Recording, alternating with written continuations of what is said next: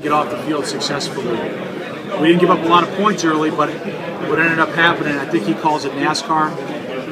You know, we let his cold trickle or whoever, you know, his Ricky Bobby part of his playbook get us. And so we were worn down on defense, and then we gave up too many explosion plays in the second half. We still had a chance to win the ball game. But you know, he's got a great plan. He does a great job. And then, you know, I'm not going to mitigate now the talent that they had on defense. I mean, that was a very good Penn State defense from a talent standpoint. And they played very, very well against us. Is it hard for your football team to sort of view them as a normal opponent, given the previous 8 months that they had seen and read about, and all been non-football Penn State stuff? No. I mean, you pop on the tape and it was Penn State football. Yeah, I mean, their young men know how to play the game the right way. You know, we knew you play it in Beaver, you're gonna tape your ankles. You know, and we got welcomed in as the first Big Ten team. We knew what we were getting into, and we got it all.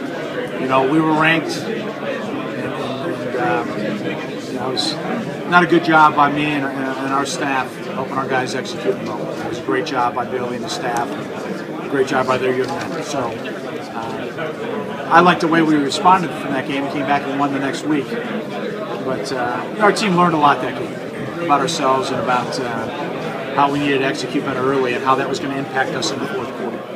Hey, Coach, from an outsider's perspective, I'm well aware of your what might be perceived as recruiting disadvantages.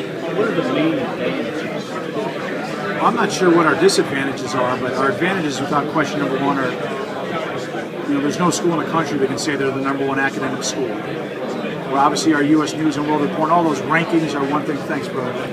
But team GPA, APR, graduation rate, nobody's even close. That's number one. The opportunity to tap into an alumni base and the power that it has for the next 40 or 50 years for our young men, obviously, would be number two. The program that we have in place for the development of our young men on a daily basis and throughout their 4 or 5 years would be number three. The proximity and the location to a world-class city like Chicago and the social aspects that have to do with that. Number four.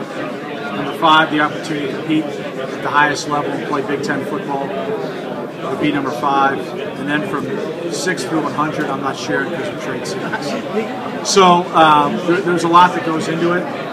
We can't control outside perception for some folks that haven't had that inside perception. So it's critically important that our coaches identify those kids that kind of fit those first five, that value this not just being a 4 or 5 year decision, but the next 40 or 50 years, and their decision, and then we kind of go attack those guys really hard. So we don't print out .com sites and say, oh, he's a 4 or 5 star player, let's start there.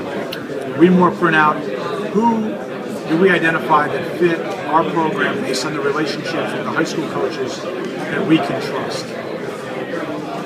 Excuse me, so that way we're going to start for the next classes, and the class is always here in Chicagoland because it's in the far away. There's been so much dramatic